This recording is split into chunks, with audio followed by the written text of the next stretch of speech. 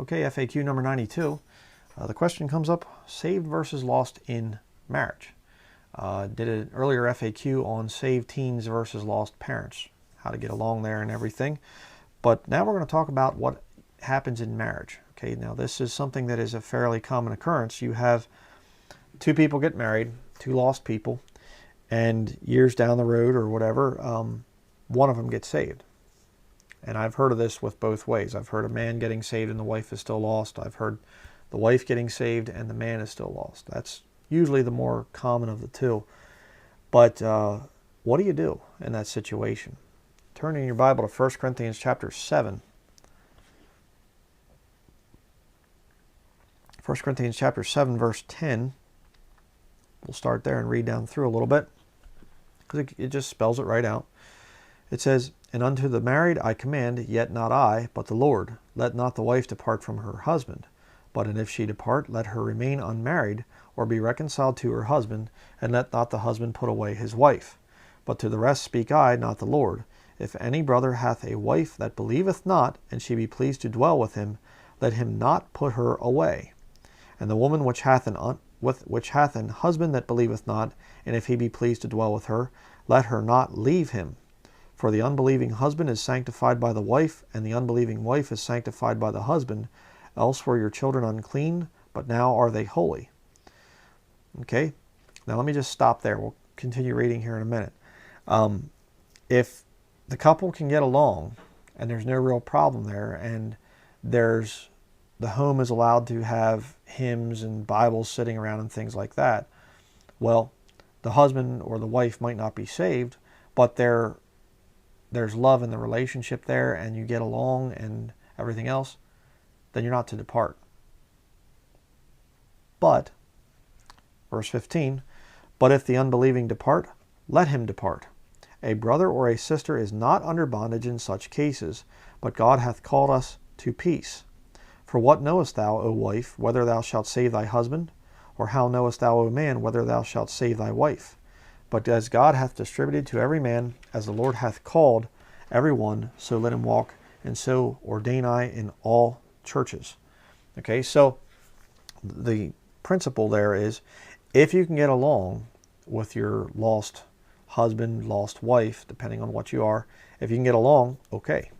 But if you get into a bad situation where you get saved, and say you're a woman and you get saved, and your husband hates God and wants nothing to do with the Lord, and he makes that plain and clear, and he starts to really make your life miserable, and he's doing things that are causing you to stumble in your relationship with the Lord, where he's watching pornographic movies or anything from Hollywood that's R-rated movies and stuff, and he's filling your home with profanity, and you're just like, hey, please could you stop this? And he makes fun of you and he puts you down, and it's becoming a really big problem, and he's you're thinking, oh, he's probably cheating on me and whatever else. I mean, and it's a bad situation.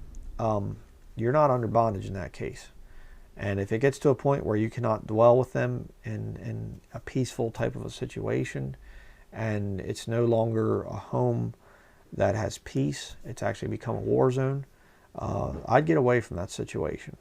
You are not under bondage in that case. Okay, you're not tied to them as long as they live. Okay, if you're saved, then yeah, there's supposed to be a coverture within that marriage. I think that's the right way to do it, where the husband is a spiritual covering, and the two of you are working together to keep the marriage strong. You're not a foolish woman plucking down your house with your own hands. You're building up your house. You're building up your husband. The husband is protecting and guarding against spiritual attacks. Two Christians that are married are supposed to fight together as far as fighting the forces of evil. Now, of course, you will fight together sometimes, but you have to keep that sanctity of that marriage in mind. But what do you do when you have somebody that's lost? They're actually bringing in the evil in that case. And if that's the case, and it's just getting worse and worse and worse, I would get out of that situation, to be very honest with you. And you say, well, then I am going to have to be forced to be single. No, because jump down to verse 27, 1 Corinthians chapter 7, it says, "Art thou bound unto a wife? Seek not to be loosed. Art thou loosed from a wife? Seek not a wife. And if thou marry, thou hast not sinned. And if a virgin marry, she hath not sinned. Nevertheless, such shall have trouble in the flesh, but I spare you. Okay, biblical marriage is basically flesh joining flesh, and of course there's a lot more to it there. There's the thing of a spiritual covering, and I understand all that. Okay, and I have a whole sermon on marriage and remarriage. You can watch that to get all the scriptures here. But if it gets to a point where you're married to somebody who's lost, and there's just no desire to live for the Lord and whatever else, I'd get out of that situation.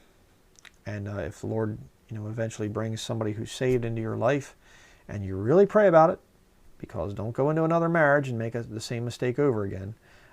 Make sure that you really, really, really pray and seek the Lord's will before you attempt any kind of a remarriage type of a situation. Make sure that person is saved, okay?